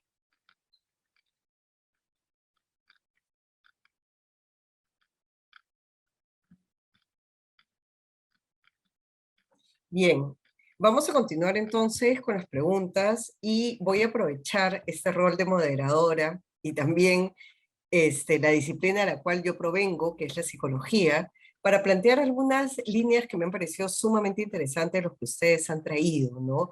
Esta idea de que no hay definiciones estáticas en este momento, ¿no? Esto de los tránsitos, los que te hablaba Silvia, me ha parecido como bien interesante, y cómo aparecen estas nuevas representaciones a partir del análisis de Pedro y de todo el equipo que nos han traído, por ejemplo, sobre esta serie, ¿no? Y cómo aparecen ya unas nuevas formas de entender estos modelos de lo femenino que ya no son tan arraigados en estas pautas tradicionales o en representaciones más tradicionales, ¿no es cierto?, más heteronormativas, y ahora comienzan a aparecer otras miradas, otras lecturas, ¿no? La idea de la mujer detective, la idea de la mujer asesina, la idea de la mujer que nos ubica solo en un modelo de amor romántico, que a los 70 años está buscando una relación de pareja.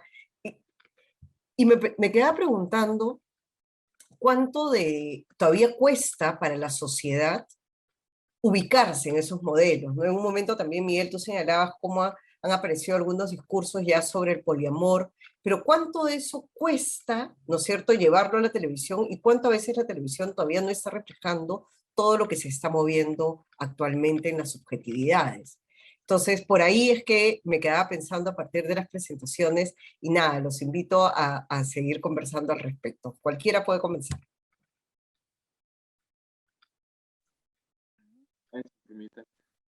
Pedro. Sim, acho a pergunta muito interessante porque nós também discutimos muito isso, que é, sobretudo, a diferença que hoje em dia há na programação e na ficção que é feita nas televisões free-to-air, na televisão generalista, onde todas as pessoas têm acesso e onde sabemos que há um público mais envelhecido que está presente, e aquilo que tem sido a ficção desenvolvida pelas plataformas.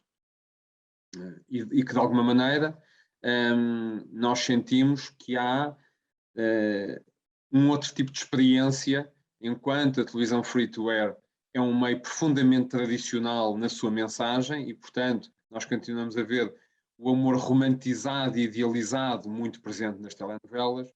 Começamos a ver nas séries, nos seriados, tanto em Portugal como no Brasil, como nos Estados Unidos e noutros países latinos, outro tipo de experiências para outras franjas e que, no meu entender, também se prendem com três coisas. Uma delas, sobre quem domina os meios e que tem acesso a, de alguma maneira, poder dar a sua visão do mundo, a sua mundividência enquanto autor. O outro, que o papel que as plataformas têm do ponto de vista das novas audiências, ou seja, quem é que consome essas plataformas, estamos a falar de faixas etárias mais novas também, e depois de grupos socioeconómicos que também são diferentes. E por isso, nesse sentido, se calhar, as plataformas vieram marcar ainda mais uma sociedade a duas velocidades, tanto no acesso à cultura, como no acesso a uma série de imagens do que pode ser a relação de géneros, seja ela real ou idealizada, e nesse sentido acho que as plataformas preconizam ideais muito mais vanguardistas do que a televisão generalista tradicional.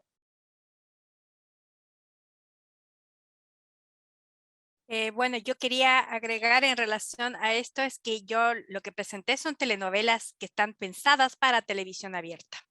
Por lo tanto, son bastante menos rupturistas que lo que pueden ser las series. Ahora, elegí el horario nocturno porque se supone que este horario, y comenté la telenovela específica Ídolos, que rompe un poco la estética tradicional de las telenovelas de otros horarios, porque introduce temas adultos o otro tipo de temáticas como sin mucha censura y sin filtros, ¿sí? De hecho, Ídolos como telenovela es muy rupturista al ser la primera, y al incorporar más escenas de violencia, de sexo y de otras cosas. Sin embargo, si es que uno empieza a analizar las producciones de este horario, como es televisión abierta, a pesar de que puede haber algunos deslices entre medio en las representaciones clásicas, siempre tienden en los finales a volver un poco al orden establecido, conservador, patriarcal y ya instalado en una sociedad. Así que en eso no hay grandes diferencias, a pesar de, y esa era la apuesta, haberlas estudiado, estas eran sobre crímenes, que ya habría un camino distinto, en horarios nocturnos más contemporáneas, pero bueno, igual sigue primando la lógica de una televisión abierta, así en ese sentido más tradicional. Excelente, Lorena, y creo que eso es bien importante, ¿no? Porque podemos observar algunos de estos cambios en las representaciones, pero no necesariamente si combinamos, ¿no? Televisión abierta, telenovelas, qué tipo de programas. Muchas gracias. No sé si alguien más quiera comentar. Sim, eu queria só acrescentar que sobre essa questão dos públicos, quando eu entrevistei as atrizes, uma delas me contou que muitas pessoas na rua abordavam para contar que assistiam a série com a avó, né? Então, adolescentes que assistiam com a avó e comentavam sobre a série. Ah, isso está me fazendo discutir com minha avó sobre vestibular ou sobre sexualidade. Então, achei interessante também esse incentivo que, de certa forma, se tornou a série para essa discussão das gerações, né, sobre essas transformações que estão acontecendo no panorama da sociedade. Achei interessante esse comentário, né, das atrizes. Sí, interesante lo que te comentan, súper. Miguel, Mariana, Sara, no sé si alguno de ustedes quisiera comentar, alguna reacción. Pôs aqui mais uma questão relativamente à série do Why Women Kill, que castigam nas porredas. No meu entender, o que as mulheres castigam é, sobretudo, uma idealização de um modelo de casamento, num certo sentido. Porque, enquanto a primeira história, a Beth Ann, que procura uma felicidade serena e vê no casamento como o ato final de realização de uma mulher, percebe que não passa de uma idealização e, portanto, todas elas, mesmo quando chegamos à contemporaneidade com novos modelos, como, por exemplo, a questão de uma relação poliamorosa, em que percebemos que depois há situações que ultrapassam a racionalidade e que, por muito que se discuta hoje as questões que são biológicas e que são culturais, não deixa de haver questões biológicas, como o ciúme, ou o que quer que seja, sentimentais, que se atravessam e que não permitem que nenhum dos modelos teóricos, seja ele qual for, seja aquele que foi idealizado na década de 50, seja aquele que é preconizado numa sociedade contemporânea, pode funcionar em pleno como modelo teórico, porque as relações em si são todas elas construções permanentes, são desafios que se colocam aos casais que nenhum modelo teórico consegue resolver no papel. Portanto, sobretudo, o que elas castigam são esses modelos de felicidade que as diferentes teorias foram preconizando para os modelos de relacionamento. Mhm.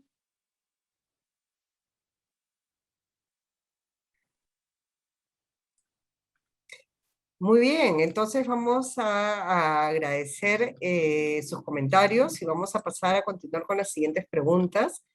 Tenemos una pregunta de James, dice, un relato como el de Tres Teresas parece ofrecer un espacio para abordar el amor o sexualidad de diferentes generaciones, pero el romance de las personas de tercera edad no ha estado del todo ausente en algunas ficciones brasileras, aunque no en las líneas narrativas centrales. ¿Se ha podido observar un cambio en estas representaciones de los últimos años? Sem dúvida. Obrigada pela pergunta, James. De fato, as pessoas mais velhas estão presentes, né, na teleficção, mas a gente tinha uma presença das personagens mais velhas com muitos estereótipos, né? Então, aquela vozinha muito mais preocupada com a família, e de uns tempos para cá a gente tem percebido essa mudança. Em uma novela há uns 4, 5 anos, não sei, está passando tão rápido, mas acho que foi isso, Babilônia, né, teve logo no capítulo de estreia, teve um beijo de 2 mulheres, né, e eram 2 senhoras. Isso provocou uma comoção no Brasil, né? Fernanda Montenegro e Natália Timber, são 2 senhoras, e isso foi muito discutido, porque assim, era televisão aberta, né, preciso que se diga, e ficou meio que depois foi se discutindo que era como se o público quisesse que para que acontecesse um romance afetivo, meio que o público tinha que ser envolvido com a história primeiro para ele comprar aquela história, né, até que acontecesse o beijo. Então, o fato de já abrir com isso foi considerado bastante revolucionário, né, numa televisão aberta, no primeiro capítulo, no segundo, enfim, logo na semana de estreia. Então, é um exemplo de como estão acontecendo rupturas, né? Mas não só essa, eu lembro de outro caso também, de uma novela das 8, também da Rede Globo, que tinha um poliamor, que era um triângulo, né, amoroso, que era uma mulher com 2 homens, né? Isso muito pela chave do humor. Se o Lucas Martins Neia, que estava apresentando na semana passada, estiver assistindo, ele pode ajudar, que ele sabe todas as novelas, aí ele tem uma memória prodigiosa para relatar esses personagens, mas enfim. Então, a gente vem acompanhando, sim, essa mudança, né, cada vez mais quebrando um pouco esses padrões, essas barreiras, então, ficando um pouco mais elástico, né, no sentido desses estereótipos que a gente estava muito acostumado de assistir só a vozinha, o avô, então a gente já começa a perceber uma mudança muito grande nesses parâmetros, né? Acho que é isso. Não sei se o Lucas pode complementar aí nas mensagens.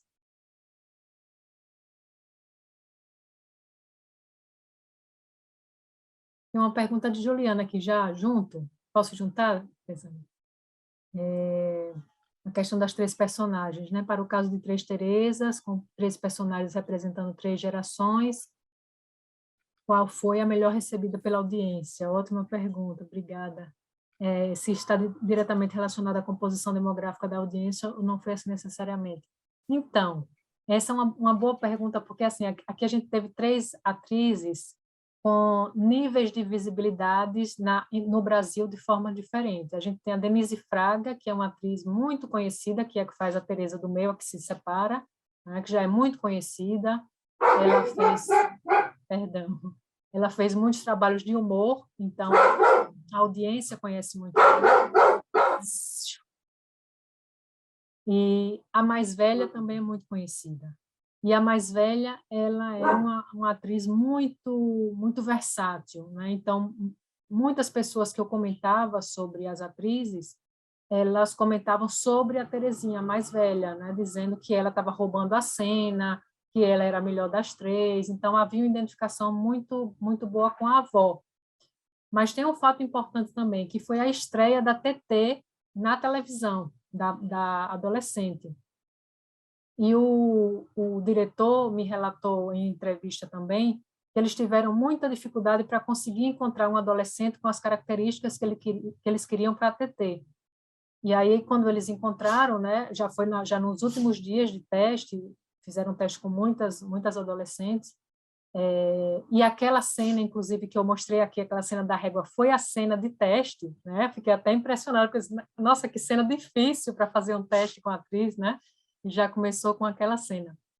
E aquela menina fez muito sucesso, depois ela foi fazer a novela Malhação, e ela estourou, ela fez carreira aí como atriz a partir da TT, né? Então ela considera que Três Terezas foi a porta de entrada aí dela para a carreira de atriz, porque até então ela não ia ser atriz, era um curso a mais, né? Mas assim, eu não tenho um estudo de audiência específico, né? Um estudo de recepção para dizer como foi a aceitação com base mais sólida, né? O que eu posso dizer é só assim do que os próprios envolvidos na produção me relataram. Obrigada. Muchas gracias a ti, Silvia. Y vamos ahora a dar paso a la siguiente pregunta, que de alguna manera está dirigida para todos para seguir reflexionando, ¿no? Podríamos reflexionar un poco más sobre la figura materna. Al parecer, la condición de madre continúa siendo el eje rector para las mujeres y para las representaciones que de ellas se hacen.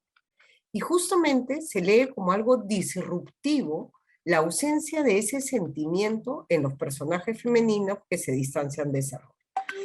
Creo que de alguna manera en todas las presentaciones hemos hablado sobre este rol, ¿no es cierto?, y lo fuerte que es en la representación. Entonces, nada, los invitamos a seguir reflexionando sobre esta figura. Cualquiera puede comenzar.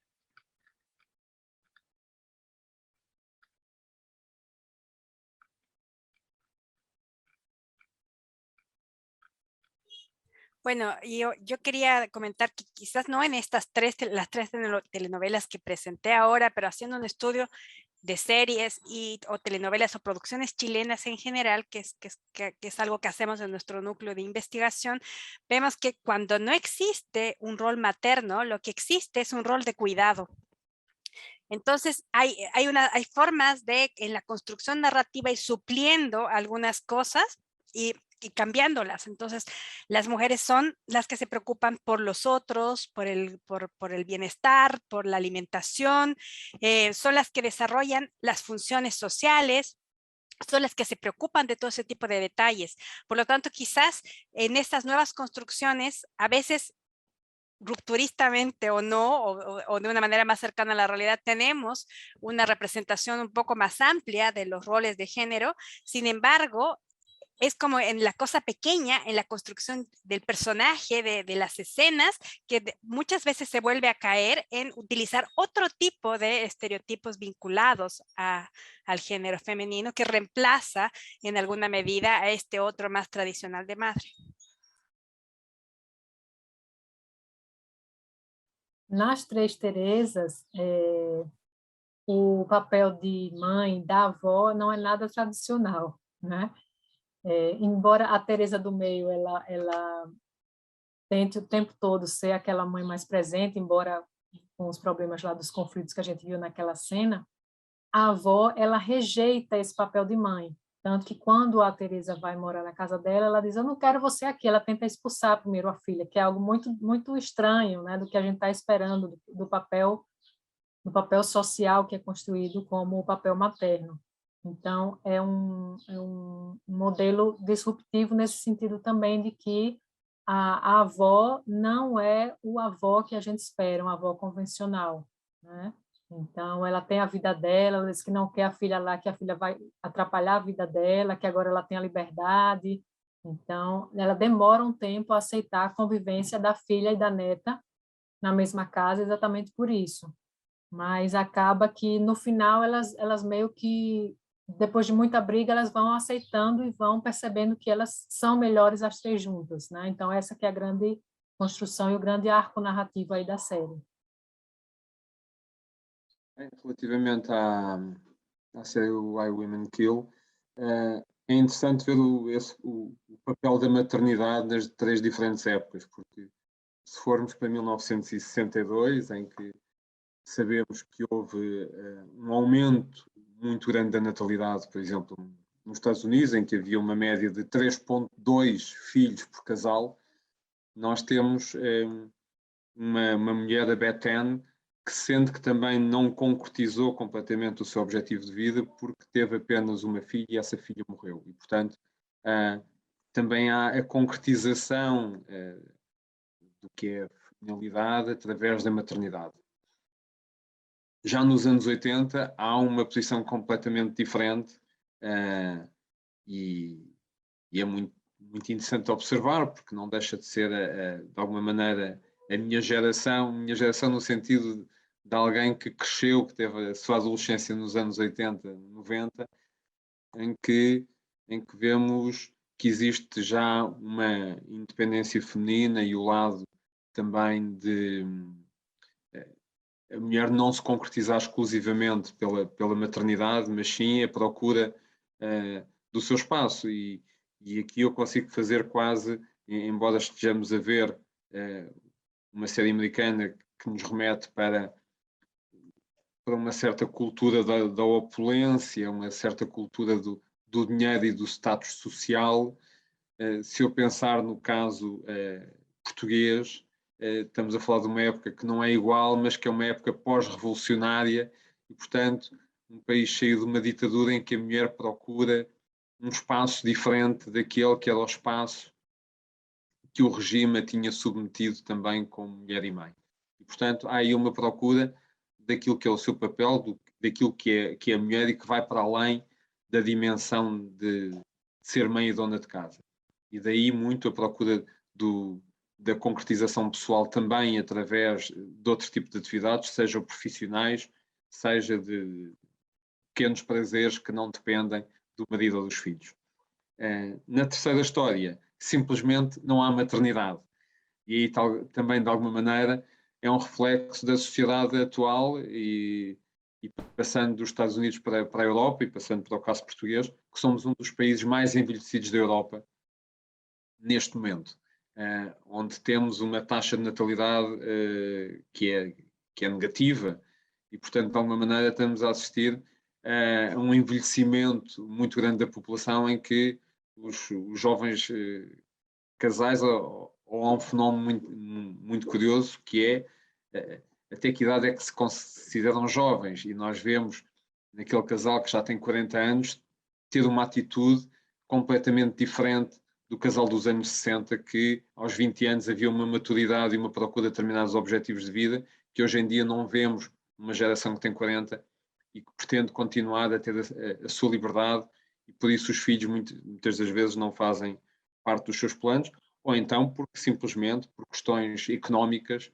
há uma incapacidade de ter esse equilíbrio financeiro que permita ter filhos. Portanto, estas três gerações têm três abordagens diferentes, que nós reconhecemos numa série americana, mas que cada um de nós, no seu país de origem, também consegue perceber que nessas 3 décadas houve maneiras diferentes da mulher ver e concretizar-se enquanto mulher ou enquanto mãe.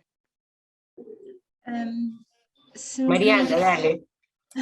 Gostaria só de acrescentar um pequeno pormenor que nós achamos interessante e adequa-se aqui a esta pergunta, que tem a ver com a própria Bethan, de o papel dela como mãe em 1963, como é um papel, digamos que falhado, porque ela se sente de início responsável pela morte da sua filha, acaba por, na sua mentalidade daquela altura, fazer com que ela aceite de início a traição do seu marido. Portanto, aqui temos muito uma ideia de que, falhando como mãe, ela falha como mulher e aceita tudo aquilo que vai contra o respeito dela como mulher. E achámos este ponto interessante, que só depois, quando ela se apercebe até que nem ela própria, não é ela a responsável pela morte da sua filha, e começa-se a perceber e emancipar de tudo o que lhe foi imposto, seja como no papel de mulher casada, mulher aos olhos da sociedade, aí é que ela percebe que, de facto, que não falhou como mulher e muito menos como mãe protetora. Só este ponto. Excelente, muchas gracias Mariana. Voy a pasar a leer 2 comentarios de Lucas. Él nos comenta justamente, ¿no es cierto?, respecto a algo que tú comentabas, Silvia, que la telenovela mencionada por la autora Silvia Dantas fue Avenida Brasil, en la que el personaje de Isis Valverde formó una pareja con 2 chicos. Y luego también comenta cómo las parejas con 3 personas son incluso frecuentes en las telenovelas brasileñas, y dado que involucran a 1 o 2 personajes que inicialmente eran homosexuales, muchos critican tales configuraciones por ver una especie de intento de cura gay para estos personajes, ¿no es cierto? No sé si quieras hacer algún comentario y luego pasamos a la última pregunta, que es para Pedro, porque ya estamos en la parte final. A pergunta que a Ana fez e que é muito pertinente é o papel, de alguma maneira, o capitalismo teve de se apropriar do discurso. E a verdade é que há uma espécie de imperialismo cultural que se apropriou do discurso feminista e que o integrou num discurso mainstream e que hoje em dia serve tanto para a mensagem de influencers como serve para a mensagem da publicidade. E isto é uma questão que nós vimos em diferentes áreas ao longo da história e que tanto pode ser no discurso feminista como podemos ter em movimentos musicais como o punk, por exemplo, que em determinados momentos todos os movimentos, seja artísticos, seja de direitos civis, que são muitas vezes apropriados num discurso oficial que o tende a controlar, não só a controlar, mas também a tirar algum elemento de radicalismo a esse discurso e depois a utilizar esse mesmo discurso, nesse discurso capitalista que serve para vender tudo e, portanto, hoje em dia, desde t-shirts com palavras de ordem que servem simplesmente para vender marcas, houve uma apropriação de uma mensagem e por isso também na nossa comunicação quisemos falar da questão que muitos dos discursos feministas devem ser localizados e, portanto, descentrarmos daquilo que foi esse discurso do Me Too e percebermos, então, na nossa latinidade, não é? Que apesar de haver uma luta comum, há muitas questões que são próprias de cada uma das comunidades e no caso dos nossos países latinos, seja as questões raciais, étnicas, seja as questões económicas e da possibilidade da mulher ser economicamente emancipada, são questões que, do meu ponto de vista, são centrais naquilo que é e deve ser esse discurso feminista. Aqui também é um pouco a tal questão da Bell Hooks, não é? De que a desigualdade de género é uma desigualdade social e como tal, há muitos autores e autoras que defendem que a luta pela igualdade de género é feita através de uma luta de classes, essa tal oposição do capitalismo, não é? Acho que é importante também referir isso, que essa luta é feita um pouco por aí.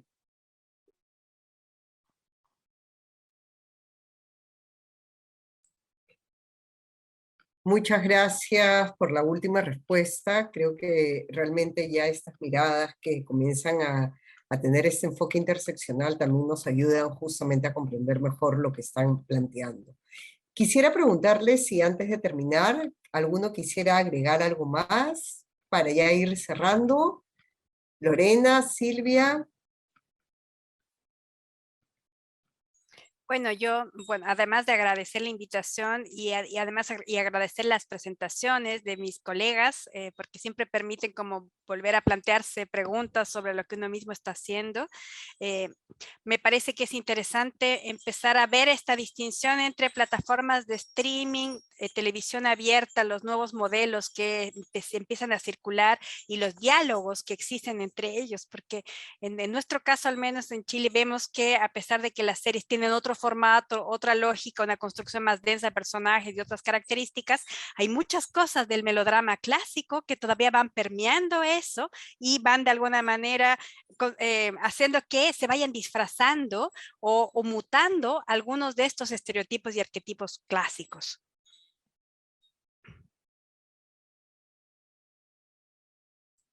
Muchas gracias, Lorena, Miguel, Mariana, Sara, no sé, Pedro, si alguno tiene algún comentario final. Não, é só agradecer a todos o convite e esta partilha que a pandemia trouxe-nos coisas muito mais, mas também nos trouxe esta proximidade que não tínhamos antes através da internet e acredito que há uma interação muito maior que podemos ter nos próximos anos que não tínhamos antes e, portanto, agradeço este tipo de iniciativa. Muchísimas gracias a ustedes. Gracias a todos e Pedro pelo convite e foi um prazer ouvir a intervenção e a reflexão de todos. Muito obrigada. Muchas gracias, Mariana. Eu aprendi muito com todos aí. Obrigada.